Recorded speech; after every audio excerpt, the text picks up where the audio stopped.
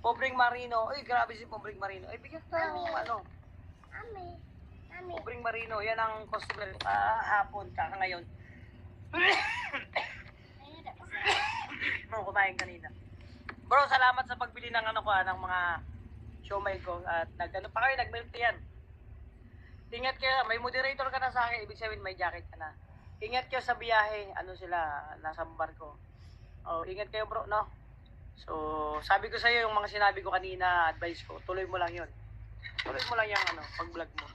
Kasi makakamit mo rin yung tagumpay sa iyo. Basta kung ano man ang tip ko kanina, makakatulong 'yon. Kain tayo, bro. Salamat sa pagtambay sa aking tindahan kanina. May jacket ka na sa, tiyo ko. Alam ko, bigyan kita ng jacket. Oh, may moderator ka na, bro. Oh, di ba? May moderator ka na sa akin. Thank you po sa advice yan. Welcome po. Biyahe na po kami bukas. Sige bro, ingat kayo sa biyahe. Salamat kung makadalaw ko ulit kayo dito. Doon lang kami lagi nagtitinda. So, ingat bro, no? Basta, may Facebook ako. Pwede mo ako i-add bro. Kung mayroon kang katanungan or pwede kang mag-iipa ng dagdag na kalaman about sa pag-vlog. Sige, bigyan kita ng advice pa, no?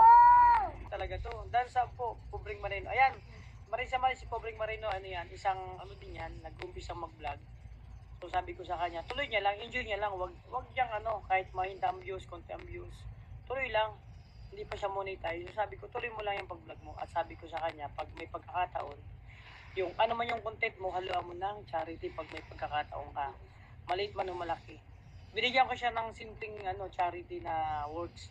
Di ba? Sabi ko sa'yo, yan lang yan, tuloy mo lang yan, mag-umpisa ka. Siyempre, lahat naman nag-umpisa sa maliit. Tapos, palaki ng palaki yan. Tsagaan mo lang, bro. Basta lahat nasa YouTube na, i-search mo lang.